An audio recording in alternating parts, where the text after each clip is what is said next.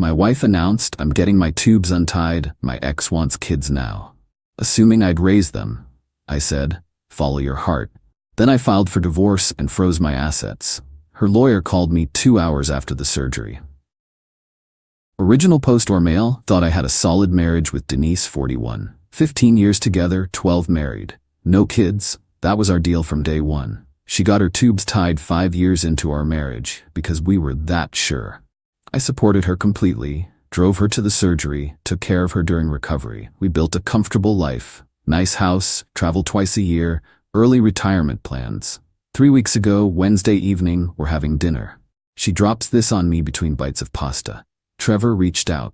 He wants to have kids with me." Trevor, her ex from before we met. The love of her life who dumped her for a younger woman 16 years ago. Me, okay? And you're telling me because I'm considering getting my tubes untied. Fork literally fell out of my hand. Me, come again? He realized he made a mistake. We've been talking for months. He wants to try again. Wants a family. With me. You've been talking to your ex for months? Just catching up, nothing physical, like that makes it better. So you want to leave me for Trevor? Here's where it gets absolutely insane.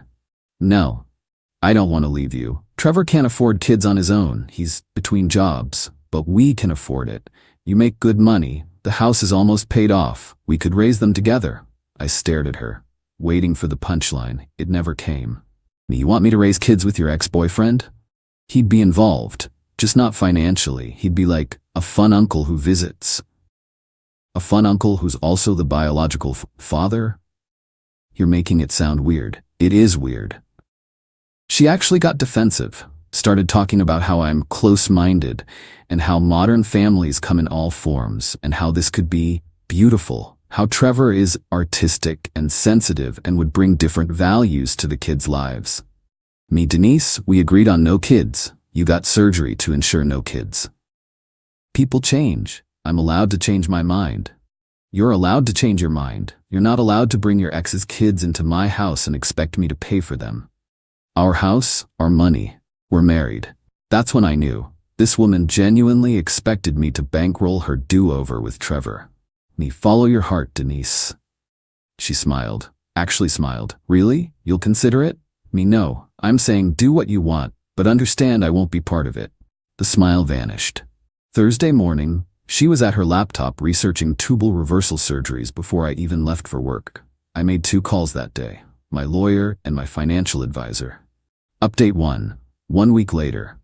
The reversal surgery was scheduled surprisingly fast. Private clinic, expedited timeline, $8,000 procedure. Guess who she expected to pay? Monday morning, she slides a credit card authorization form across the breakfast table. Denise, just need your signature. The clinic needs payment up front. I'm not paying for that. It's our money. We're married. Money for you to have another man's children? Hard pass. She went ballistic, screaming about how I'm financially controlling and emotionally manipulative. Her sister Greta called an hour later. What's this about you refusing medical care for Denise? Medical care? She wants to reverse sterilization to have her ex's babies. She's your wife. You support each other. Supporting her doesn't mean funding her reunion tour with Trevor. You're being petty. Me, I'm being practical. Denise ended up taking a loan from her retirement account. $10,000 with penalties. She was furious I forced her to do that. Meanwhile, I'd met with my lawyer, Howard. Good guy, handled my colleague's divorce. Very thorough. Howard, this Trevor situation, you have texts, emails. She doesn't hide it. She's proud of it. Get everything in writing, every conversation about this arrangement. So I did. Started texting instead of talking. To confirm, you're having surgery to have Trevor's biological children? Yes.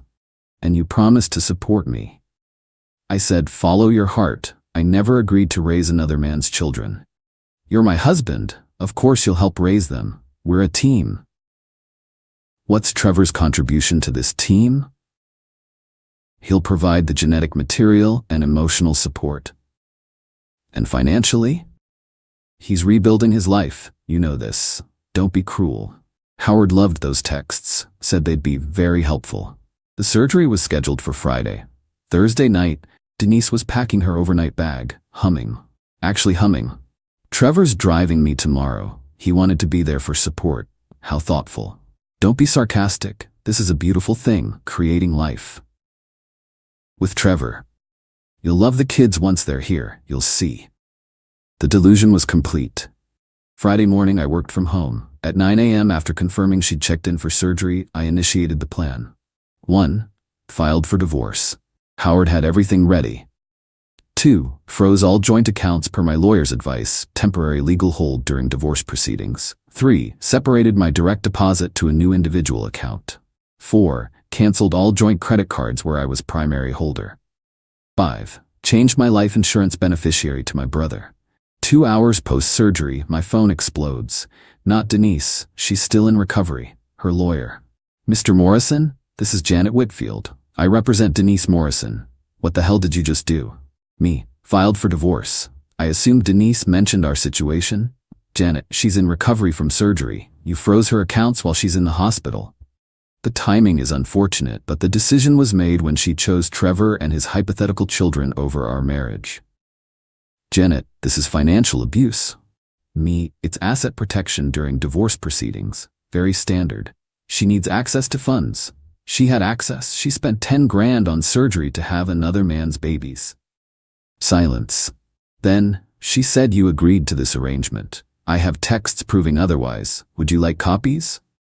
We'll be in touch. Update 2. The aftermath. Denise came home Saturday afternoon. Trevor dropped her off. He didn't come in, just waved from his beat-up Honda. Real father material there. She was walking slowly, still sore, found the divorce papers on the kitchen counter. The scream could have shattered windows. Denise, what is this? Me, divorce papers, thought that was clear. I just had surgery. To have another man's children. Yes, I'm aware. You said follow my heart. I did, and you did. Now I'm following mine. It's leading me to divorce court. She tried to use the credit card to order dinner, declined. Tried to get cash from ATM, account frozen. Denise, how am I supposed to eat? You have your loan money.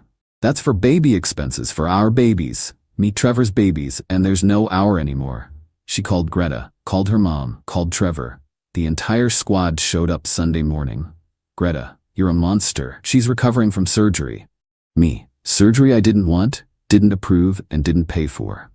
Denise's mom, Betty, marriage is about compromise. Compromise? She wants me to raise her ex-boyfriend's children while he plays daddy on weekends. Where's the compromise? Trevor finally spoke up. Look man, I know this is unconventional.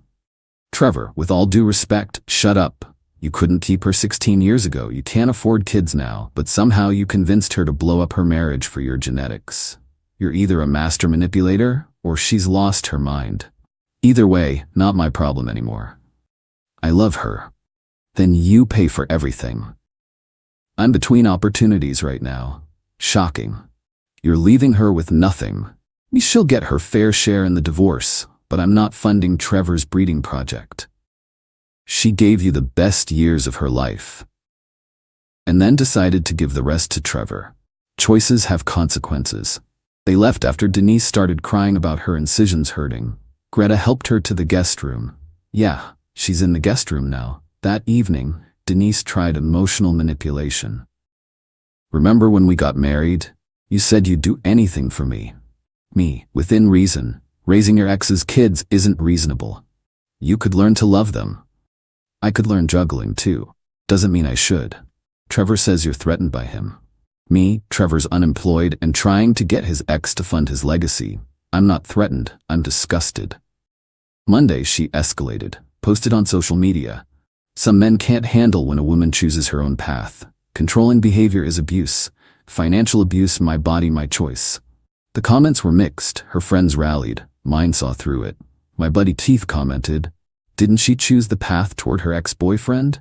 She deleted the post after someone asked, wait, is this about Trevor? The guy who dumped you for a 22-year-old? Update 3. The legal battle. 2 weeks post-surgery. Denise hired Janet full-time. They came out swinging with demands. 1. Full alimony for 5 years. 2. The house. 3. Half my retirement. 4. Payment for medical costs, the reversal surgery. 5. Future child support for potential children. Howard laughed. actually laughed. Howard, future child support for kids that don't exist with another man? That's creative. We countered with, standard asset division, no alimony, she works full-time? She keeps her loan debt, clean break. Janet fired back with accusations of financial manipulation and reproductive coercion. Reproductive coercion? She's literally having surgery to reproduce with someone else. The mediation was scheduled, Thursday, 2 p.m., conference room at Howard's firm. Denise showed up with Trevor. At our divorce mediation, Howard, is there a reason, Mr. Garrison? I'm here for emotional support. This is a legal proceeding. He's my partner now. Since when? Since you abandoned me. Janet, my client was forced to seek support elsewhere when Mr. Morrison withdrew all financial and emotional support. He withdrew support for funding another man's children. Slightly different. We went in circles for 2 hours. Denise insisted she needed the house for the babies. What babies? They're trying for them, apparently. Trevor sat there nodding like a bobblehead. Finally, the mediator asked Denise directly, Mrs. Morrison, is it true you're planning to have children with Mr. Garrison while seeking support from Mr. Morrison? Denise, the children deserve support regardless of biology. Children that don't exist? They will exist with Mr. Garrison? Yes. Mediator, then perhaps Mr. Garrison should provide support? I'm an artist. My work isn't about money. The mediator's face was priceless. We didn't reach an agreement. Howard filed for expedited divorce proceedings based on irreconcilable differences and abandonment of marriage covenant. Meanwhile, Denise and Trevor were playing house in my house. She'd moved him in temporarily because his roommate kicked him out, probably for not paying rent. I stayed in my brother's spare room, paid the mortgage on a house I couldn't live in because Romeo and Juliet were nest building. Friday night, got a text from my neighbor, Trevor's moving furniture around. Thought you should know. My furniture, in my house, being arranged by the unemployed artist. Update 4, the restraining order. Denise escalated things beyond belief. She changed the locks on my house, the one with only my name on the deed, bought before marriage. Showed up Saturday to get some clothes. Key didn't work. Me, calling through door, Denise, open up. You're not welcome here, bro. It's my house. Denise lives here. You abandoned her. I'm calling the cops. Do it. Do it. Tell them how you financially abused me. Cops arrived. Officer looked tired before I even started explaining. Officer, so, your wife lives here? Estranged wife. Divorce in progress. House is mine. Premarital asset. Officer, but she lives here? Me, she changed the locks while I was staying elsewhere to avoid conflict. Officer, sir, this is a civil matter. You'll need to handle it in court. Trevor from the doorway. You heard him. Leave. The smirk on his face, the actual smirk. Monday, Howard filed an emergency motion for exclusive use of the residence. Judge scheduled it for Wednesday. Tuesday night I get served. Denise filed a restraining order, claimed I was harassing her and threatening Trevor. The petition said, I showed up aggressively at the house. I've been controlling finances to manipulate her. I'm preventing her from starting a family. She fears for her safety. Howard was furious. This is clear manipulation. She's trying to establish residence and paint you as the aggressor. Wednesday's hearing was a circus. Denise showed up in a maternity dress. She's not pregnant, just had surgery 2 weeks ago. But there she was, hand on her flat belly, playing the victim. Janet argued I was economically terrorizing a woman trying to fulfill her maternal destiny. Howard presented the deed showing my sole ownership, text messages about Trevor and the kids, bank records showing the $10K loan she took, security footage from my neighbor showing Trevor moving in. Mrs. Morrison, are you pregnant? Not yet, but hopefully soon. With Mr. Garrison's child? Yes. While married to Mr. Morrison, he abandoned me. By not agreeing to raise another man's children? Silence. Restraining order, denied. Exclusive residence, granted to me. They had 48 hours to vacate. Denise screamed, actually screamed in court. This is discrimination. I have rights. Judge, you have the right to pursue your relationship with Mr. Garrison. Elsewhere. Update 5. The Moving Day Massacre Friday. Moving Day. I hired off-duty cops for security. Best $400 I ever spent. Denise and Trevor showed up with a U-Haul at 8 a.m. Greta was there. Betty was there. Even Trevor's mom showed up, a woman I'd never met who immediately started yelling about injustice. Trevor's mom, "You're putting my son on the street."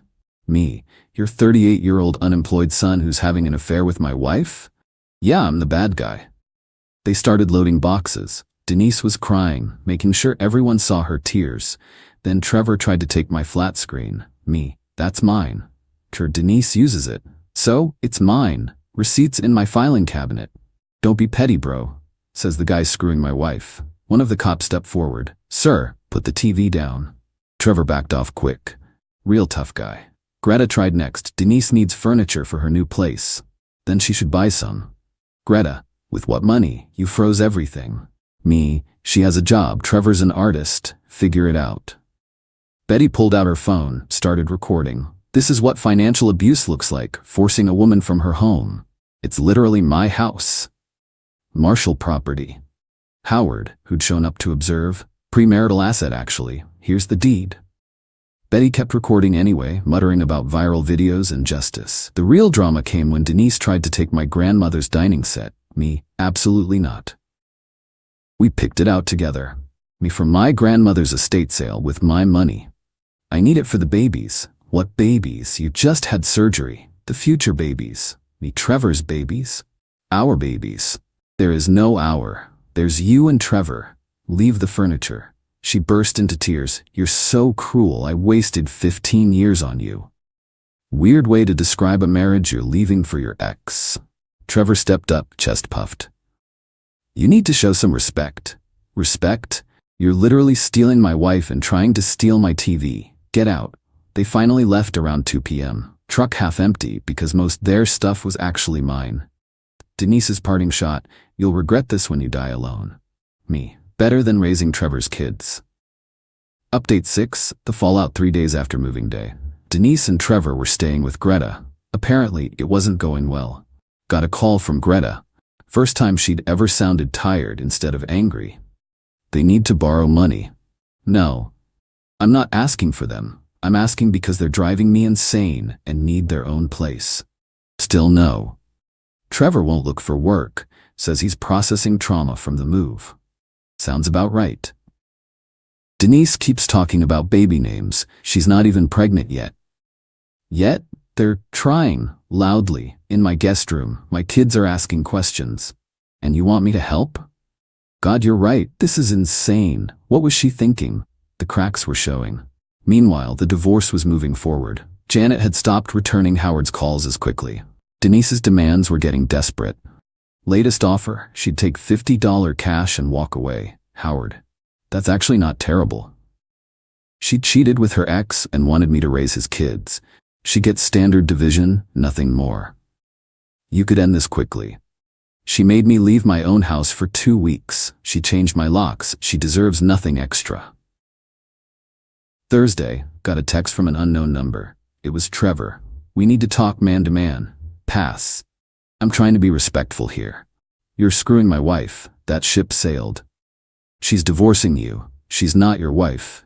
Me, "Still legally married? Genius. I need you to know I'll take care of her." "With what money?" "Love doesn't need money. Babies do. Without my wallet. Good luck." He kept typing. Paragraphs about destiny and connection and how they were meant to be, how I was standing in the way of true love. Me, "You had your chance 16 years ago. You chose someone younger. Now you're broke and need a meal ticket." Denise volunteered. "Not my problem." "You're bitter." "I'm realistic. Stop texting me." Blocked him. Friday afternoon, Denise showed up at my work. Security called me down. She looked rough, hair unwashed, no makeup, same clothes I'd seen her in 3 days ago. "Denise, we need to talk. Through lawyers only." "I'm pregnant." My blood went cold for a second. Me, "Already? It's been 3 weeks since the surgery. The doctor said it was possible." "Congratulations. Trevor must be thrilled." "He is, but we need help." "No. The baby is innocent. The baby is Trevor's responsibility. You're really going to let a child suffer?" Me, "I'm really going to let Trevor handle his own child." She started crying. Ugly crying. Security looked uncomfortable. "I made a mistake." "Several, actually." I should have talked to you first. You should have stayed faithful to our marriage. We can work this out. You're allegedly pregnant with Trevor's baby and asking me to work it out? You could be the father, like an adoption. The security guard actually coughed to cover a laugh. Denise, go home, to Greta's or wherever, just go. This isn't over. Actually, it is. Final update, 2 months later, the divorce was finalized last week. Here's where everyone ended up. Asset division was standard 50-50 of marital assets. The house was mine premarital, but I had to buy out her share of the appreciation. Worth it to get her gone. She walked away with about $73 total. Not the windfall she expected, but not nothing. The pregnancy was a lie. Surprise, surprise. Greta confirmed Denise got her period 2 weeks after that scene at my work. She was never pregnant, just desperate.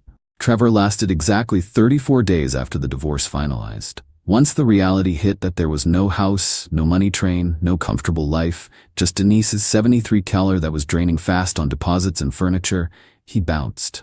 His exit was pathetic even by Trevor standards. Denise woke up to a note. Need to find myself. This isn't working, sorry. He took $5,000 she'd withdrawn for baby furniture, for the non-existent baby, and disappeared. Denise called me crying at 2 a.m. He left me. Me okay. That's all you have to say? Me what did you expect me to say? I gave up everything for him. Yes, you did. You must be happy. I'm indifferent. I want to come home. That's not your home anymore. We had 15 good years. And you threw them away for Trevor. She hung up. According to Greta, who still texts occasionally, we're weirdly cool now, Denise is living in a 1-bedroom apartment, working overtime to cover expenses. She's tried dating apps, but telling guys she just reversed sterilization to have her ex's babies apparently isn't a selling point. Who knew? Trevor? Posted on Instagram from Costa Rica last week, finding myself through art and adventure. With another woman. Younger, of course. Betty called me once, trying to guilt me into helping Denise. Betty, she's struggling. Me, she's an adult who made choices. She was confused. She was calculating. It just didn't work out. Don't you feel anything? Relief? And honestly, that's true. The house is peaceful. I redecorated everything. Got a promotion at work without the drama at home affecting my performance. Started dating someone casually. Nothing serious, but she's never mentioned wanting me to fund her ex-boyfriend's children, so that's already an improvement. The worst part? Denise sent a Christmas card. A Christmas card. With a photo of her by a sad little Christmas tree in her apartment. Inside it said, thinking of better times? Maybe new year, new chances? I texted Greta, did Denise seriously send me a Christmas card? She's convinced you'll take her back eventually. Based on what? Delusion mostly. She keeps saying you two are meant to be. We were meant to be until Trevor texted. She calls him the mistake now. The mistake that cost her everything. She knows. Good. The last I heard, Denise was considering moving back to her hometown. Rent's cheaper and she could stay with her parents. Betty would love that. She could tell Denise daily how evil I am while Denise realizes Trevor played her like a dollar store harmonica. As for me, life's good. Quiet. Drama-free. The way marriage was supposed to be before my wife decided her unemployed ex's genetic material was worth more than our life together. She wanted me to raise Trevor's kids. She got to experience Trevor's commitment level instead. She wanted to follow her heart. It led her straight to a 1-bedroom apartment and a maxed-out credit card. The entitlement was staggering. The assumption that I'd just go along with it? Insulting. The surprise when there were consequences? Priceless. Do I feel bad? Sometimes late at night I remember good times. Then I remember her sitting across from me, excitedly explaining how I'd be paying for Trevor's offspring while he played weekend dad, and any sympathy evaporates. She made her choice. I made mine. The difference is, I can live with mine. Trevor's still finding himself in Costa Rica. Denise is finding out that starting over at 41 with nothing but debt and delusion isn't the romantic adventure she imagined. And me? I'm finding that peace and self-respect are worth more than any relationship built on entitlement and betrayal. Best $73 I ever spent to get my life back.